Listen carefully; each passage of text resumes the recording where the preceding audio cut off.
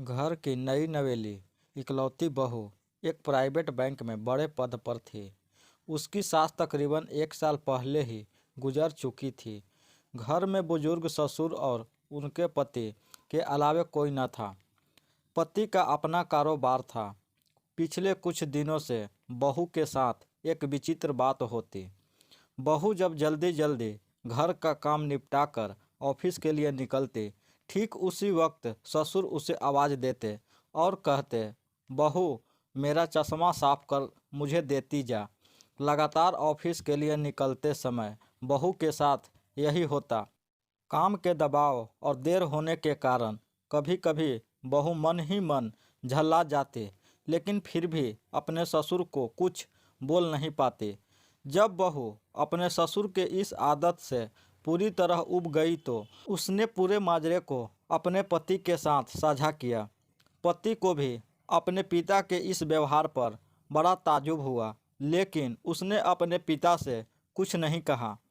पति ने अपनी पत्नी को सलाह दी कि तुम सुबह उठते ही साथ ही पिताजी का चश्मा साफ करके उनके कमरे में रख दिया करो, फिर ये झमेला समाप्त हो जाएगा।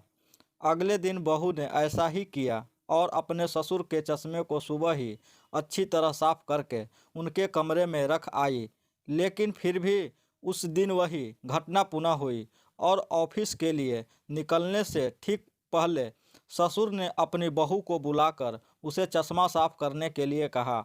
बहू गुस्से में लाल हो गई, लेकिन उसके पास कोई चारा नहीं था। बहू के लाख उपायों के बावजूद ससुर ने उसे सुबह ऑफिस जाते समय आवाज़ देना नहीं छोड़ा। धीरे धीरे समय बीतता गया और ऐसे ही कुछ वर्ष निकल गए। अब बहू पहले से कुछ बदल चुकी थी। धीरे धीरे उसने अपने ससुर की बातों को नज़रअंदाज करना शुरू कर दिया। और फिर ऐसा भी वक्त चला आया जब बहू अपने ससुर को बिल्कुल अनसुना करने लगी। ससुर के कुछ बोलने पर वह कोई प्रतिक्रिया नहीं देती और बिल्कुल खामोशी से अपने काम में मस्त रहती। गुजरते वक्त के साथ ही एक दिन बेचारे बुजुर्ग ससुर भी गुजर गए। समय का पहिया कहाँ रुकने वाला था, वो घूमता रहा। छुट्टी का एक दिन था। अचानक बहू के मन में घर की साफ सफाई का ख्याल आया। वो अपने घर के सफाई में जुट गई। तभी सफाई के दौरान मृत ससुर की डायरी उनके हाथ लग गई। बहू ने जब अपने ससुर की डायरी को पलटना शुरू किया तो उनके एक पन्ने पर लिखा था, दिनांक 24/8/9। आज के इस भाग दौड़ और बेहद तनाव व संघर्ष भरी जिंदगी में घर से निकलते समय बच्चे अक्सर बड़ों का आशीर्वाद लेना भूल जाते हैं, जबकि बुजुर्गों का यही आशीर्वाद मुश्किल समय में उनके लिए ढाल का काम करता है। बस इसलिए तो जब तुम चश्मा साफ कर मुझे देने के लिए झुकती थी तो मैं मन ही मन अपना हाथ तुम्हारे सिर पर रख देता था, क्योंकि मरने से पहले तुम्हारी सास ने मुझे कहा था कि बहू को अपनी बेटी की तरह प्यार से रखना और उसे ये कभी भी मत महसूस होने देना कि वो अपने ससुराल में है और हम उनके माँ बाप नहीं हैं। उनकी छोटी मोटी गलतियों को उनकी नादानी समझकर माफ़ कर देना। वैसे मेरा आशीष सदा तुम्हारे साथ है बेटा। डायरी पढ़कर बहू फुट फुट कर रोने लगी।